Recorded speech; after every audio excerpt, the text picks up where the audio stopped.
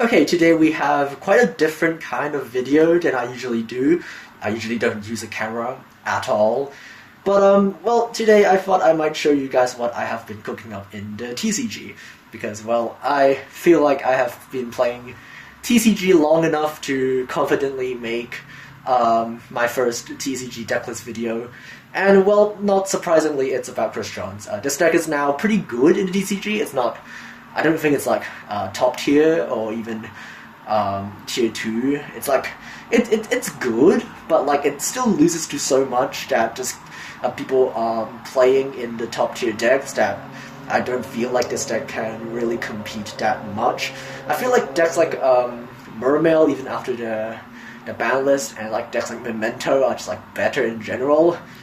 This deck still loses to Shifter, Lancia. Well, a Dweller is gone now, but everybody is still playing Lancia in their side deck, so as long as Malice stays in the meta, I don't think this deck will be too dominant, but it's still pretty cheap as well, and quite good. So let's get into my deck profile that I have been playing. This is a pre-ban list profile. I'm just sharing what I have been playing in the past couple of months, when the ban list is still not in effect yet, so this is kind of a deck list that plays a bit around Dweller and Lancia, and in a more Fiendsmith Ryziel heavy meta.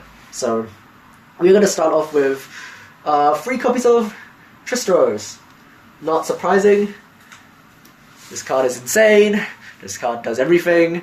You can just normal summon this guy, and your opponent is going to think twice when they fire a hand trap.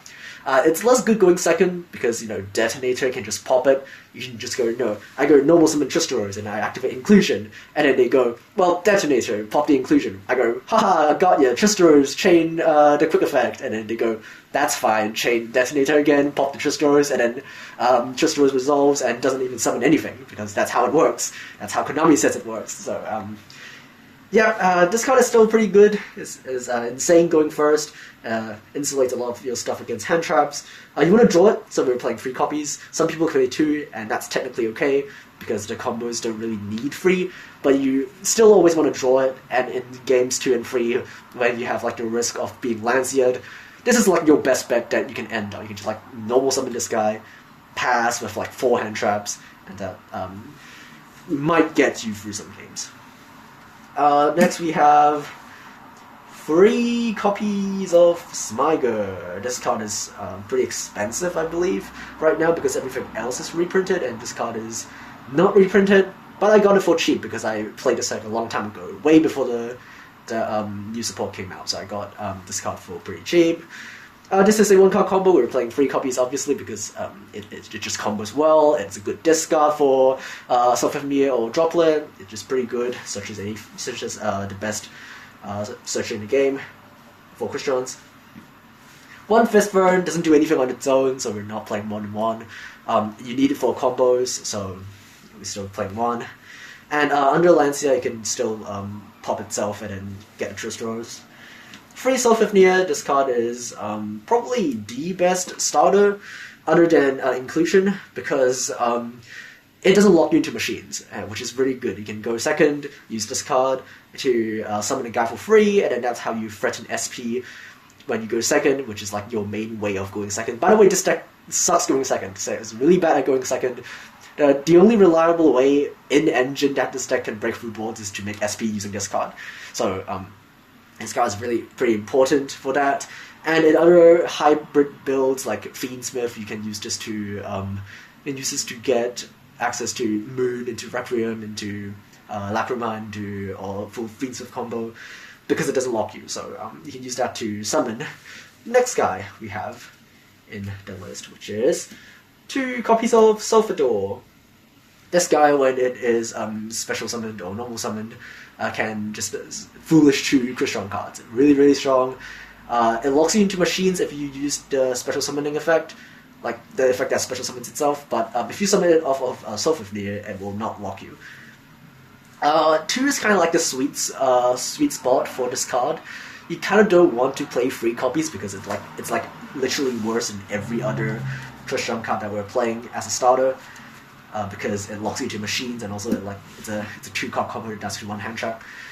And also, you don't want to play 1 because this deck does run out of level 5s fairly quickly if you only play 1.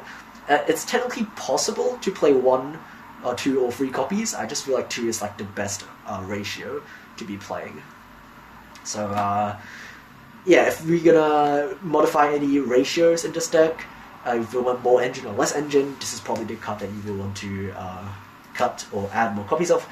We have 1 Foolish Burial for consistency, 1 Pot of Prosperity for consistency. As you might be able to tell, we're not playing Tidal, we're not playing Terratop, we're not playing Kashtira, because this is a pure Crystron list, even though I was playing Terratop for a very long time, because this deck does have some consistency issues if you don't play those cards. If you might be able to notice, including inclusion, we have like free inclusion, free Smiger, and that's all the 1-card combos. And then we have like Foolish Burial, which gets you to the 1-card combo, and Prosperity that searches it, kind of. But yeah, as you can see, there's not that many 1-card combos. All of the other ones, like the 2 level 5s, are 2-card combos, and Tristeros is just Tristeros. It doesn't really combo on its own. So yeah, we're playing these for consistency. People play Tidal, people play Terratop. There's different options you can play as consistency boosts. I don't really like Tidal. Tidal is like, if you get Lancea or Shifter, you just like lose extra hard. And also like, the problem with Tidal is that like it telegraphs a lot to your opponent. You have to like go Tidal pitch something, like a Smiger or a Soft Beer, and that tells your opponent what to hand trap. You know, if they know what they're doing anyway. Some people just don't know how to hand trap Crystrons in general. But if they know what they're doing, Tidal is very easy to interact to compared to like Terratop, because Terratop, first of all, it's a 1-card combo, and it works on its own. Unlike Tidal, Tidal needs another card to discard. Second of all, Speedbird Terratop is a lot better under like hand traps like Lancea or Shifter, because you can just link them off for like an SP, and that's like something. And also, it's also a lot better going second, because you can just threaten SP before you commit to anything else. You can go Terratop, grab Take Tomborg, link off for Clockwork Knight, and then just go and make SP, threaten something before you just activate your inclusion, for example. Speaking of inclusion, we have 3 copies of inclusion. The best starter. This searches anything, plays the best around Floodgates like Dem Barrier or Lancea, because you can just search Tristeros and then just normal summon the Tristeros and end your turn. Very, very good card. Play 3 copies, definitely. And we have 1 copy of Crystron Cluster. This card is insane. This is probably, arguably, the best endboard piece out of everything. It's better than Infinity, better than like Tristeros, and everything in between. This card is what makes this deck tick. Because it not only pops a card once per turn, which is already good enough, it shuffles stuff back to your deck, and that is like the most important part. It's like the most annoying card in the entire deck, because it's like the Brandon Regain of Crystrons, right? Once this card hits the field, and it stays on the field, your deck just does not lose in the grind game, because you just keep grinding, you keep pumping out monsters, and you keep popping your opponent's stuff. And eventually, you'll just outgrind your opponent, and they won't be able to beat your advantage loop. So keep this on your board at all costs, and you will probably win the game if you are able to both search it, which you have multiple ways of doing so, and just have this on the field. And also, it just randomly has an effect that stops your opponent from banishing your own stuff, which is pretty funny against certain matchups. So, Malice, good luck getting rid of my stuff. For the hand traps, we're playing a lot of hand traps, because this deck is made to beat a Ryziel Mouse meta, and Ryziel and Mouse both have like, in this sort of meta, there are a lot of like instant win cards against Crystron, so it doesn't make sense to play more engine. As you can maybe tell, that we're not even playing Citri in this entire Crystron engine list. It's not that I don't have it, I have all the Crystron cards because I love Crystrons.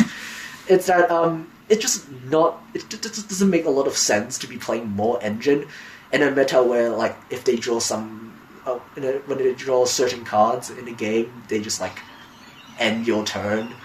And if you have more engine in your hand, you just like get extra sad, and you know, you could be having more hand traps in your hand, but instead you have more engine, and not only do you draw the bricks more often, you know, Citri is terrible to draw, it also like you also get extra sad if you get floodgated out of the game. So Instead, we have like a really, really big non-engine lineup.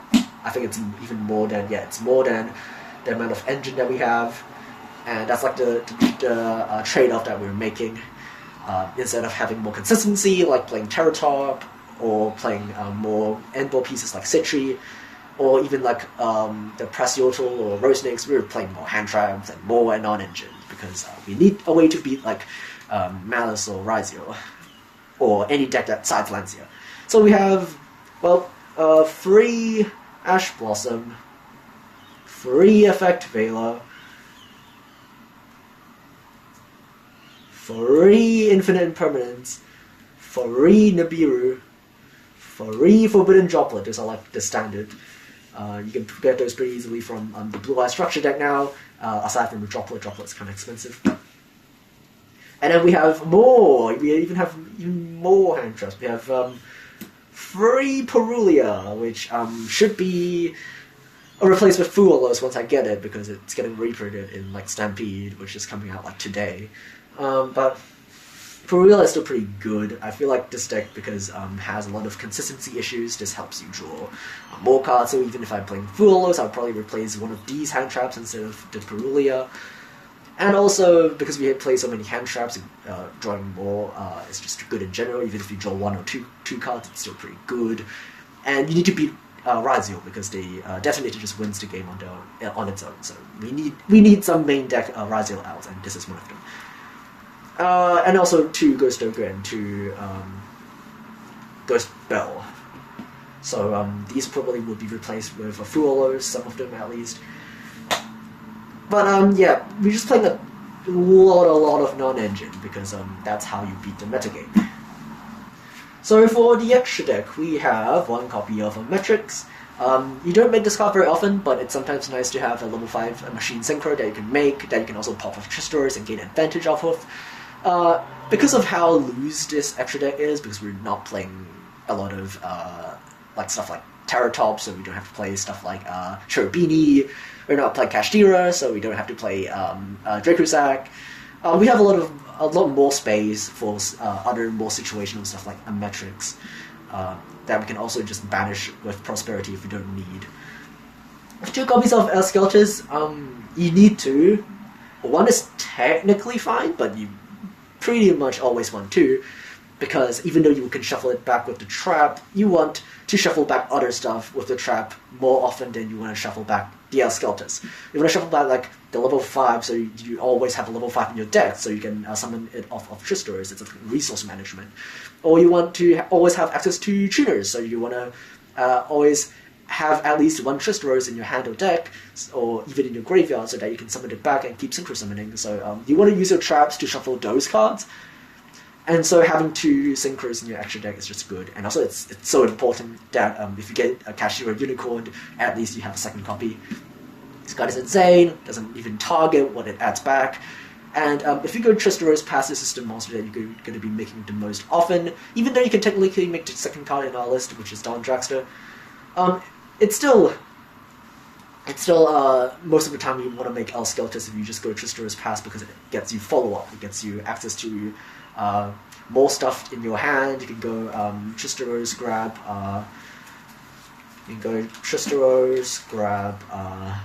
the Self-Feed from your deck, and then Synchro Summon to this guy, and then add back the Tristors to your hand, so next turn you can send the Tristors as cost for the Self-Feed, and then pop off from that. But yeah, another option you can make is Dawn Dragster. We're playing 2, you can technically play 1, but 2 is just a little bit better, because our extra decks so lose anyway. This card negates a Spell Trap, which is like the best thing you can make off of like a 1 Tristoros, because all of the other machine synchros kind of suck. So we have that. You need 1 Samurai Destroyer to play around Nib, because if they go Nib, you can chain Tristoros, make this guy, Nib still resolves, tributes this guy away, but you can activate the Graveyard effect and revive any machine that you want. You can revive like a Cyber Dragon Nova, they just decide to nib you when you have a Nova on field, which good players probably won't do, because there is a non-zero chance that you're playing Invoked Mikaba, which we are not, but it is a chance that some people are playing it. So, yeah. And also, it lets you play around stuff that cannot be destroyed or targeted, like monsters with Dragoon protection, because you can attack that monster, and then use the continuous effect to negate the effect of the monster that it's attacking, and then you can just go use the Crystron trap and pop it.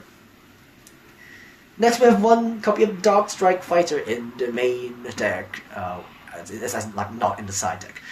This card wins games because of time rules. You want to use this because sometimes games drag on. This is like a control grindy deck, so if you go into time, this card's really useful for that. It always puts pressure in your opponent that if they don't go for a more aggressive push, they will lose the game, and they might misplay because of that, even though this card is actually quite expensive. But it's pretty good, and I think you should be playing it even not in the if not in the main, you should play it in the side. One copy of Crystron Corin Gandrax. This card is your main boss. You want to make it because we're not using Citri, you want to use it. You want to end on like two Tristerors on your field, and then during your opponent's turn, if you activate a monster effect, you can go ahead and summon a level 5. You can summon a level 5 from the deck, and then synchro summon using all 3 to make the Corion, and that is a pretty much a board wipe. And you can also use it to banish from the graveyard, which is really, really good. It stops your opponent from having a grind game, and you can outgrind them. And this is the tax for not playing Citri, because if your opponent targets your level 5, usually you can go and summon Citri from deck with Tristeros and then tag out. But because we're not playing Citri, and Tristeros cannot summon itself, using the first effect anyway, we have to play Legacia. So let's say we have a situation of, we have to like, so we're gonna get Self-Duel. Alright, so let's say we have like, let's say we have Tristeros plus Self-Duel on the field, and then we go like summon Self-Duel and then use its effect, and then your opponent tries to like Veil it. Usually you can go Tristeros, summon Citri, and then synchro these 2 off for synchro 7, but because we're not playing Citri, what we have to do instead is summon at level 5 and then use 3 of them to make a Legacia. And that's still not bad, because Legacia gives you a free draw and protects your guys from being destroyed by battle. So if you end on Tristeros, your opponent can't just beat over it, even though it has a really big defense value. It's still, your opponents won't be able to beat over it while this thing is on the field, which is really good. That's it for synchros. We have Xyz, we have Infinity Nova, really, really good. Emblem pieces, just only negates. We have one aggregator for the side deck. We're playing Slayers. One Typhon, because if we only draw engine, this is like the only way we beat Detonator, so we need it. And then finally, for the links, we have Clockwork Knight and SP Little Knight. The 2 knights that work really well with each other. You can go Clockwork Knight and then link it off for SP, and then that lets it banish a card. And because we are playing a smaller main deck engine, sometimes you, instead of ending like on an Infinity Shostaro Citri in a good hand, you can also end on an SP as well, as like part of your turn 1 end board. That's it for the extra deck. Let's have a look at the side deck. Freelancia, no, that should not be a surprise. Very, very good against Malice, and also the Crystron Mirror. Free Phantasme, it should be Meows, but I don't have Meows, so Phantasme will do for the time being. It's just another Malice tech that also somewhat works against Blue Eyes, and you can use it to just help you draw into Lancia. That's the entire point of this card.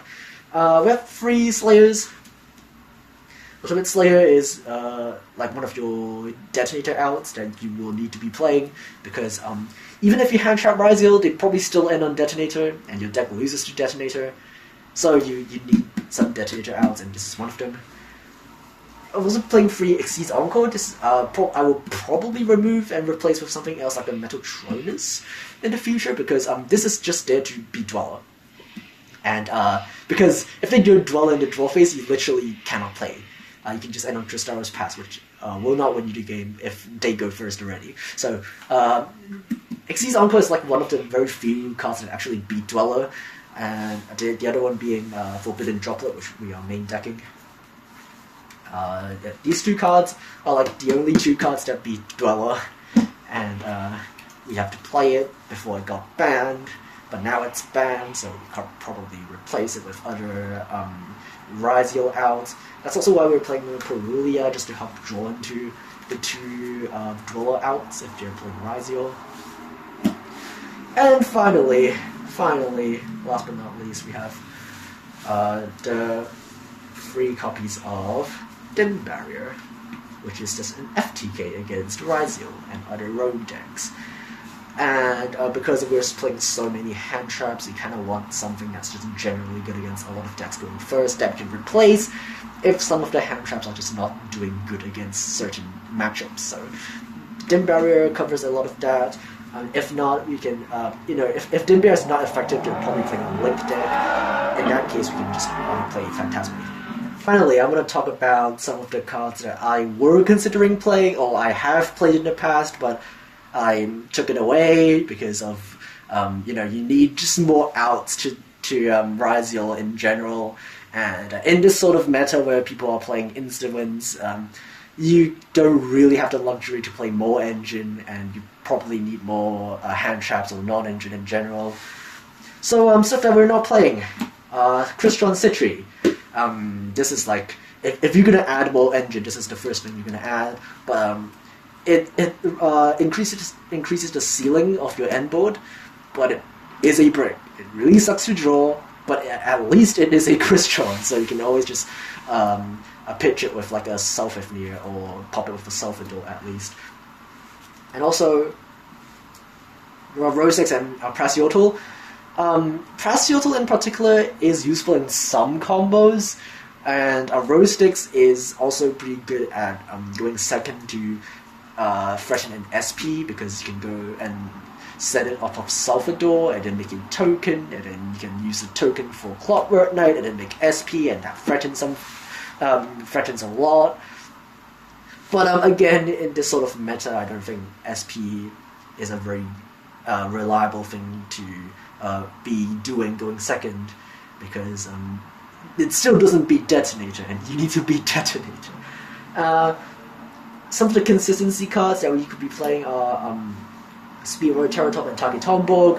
I keep drawing Taki Tomborg, so I just gave up on playing Speedroid. But otherwise, this is a very good engine, a very good way for the deck to have a more consistent access to the engine. And again, threatens SP, because SP is like the best thing you can do going second, and Terratop is a very effective way of doing it. Tidal is also something that you can do to increase the consistency, but a lot less good than Terratop, in my opinion, but some people like it. I don't really like it a lot. I did try playing it, but you probably want to play Terratop like 90% of the time over Tidal, or you can play both, but you can play neither, like I did.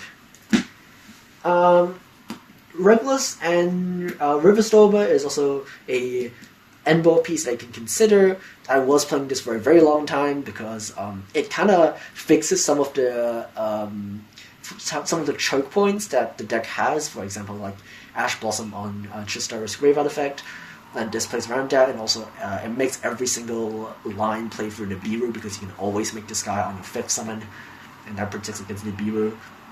And also you can equip a machine with Regulus and then pop it with your Christian effects.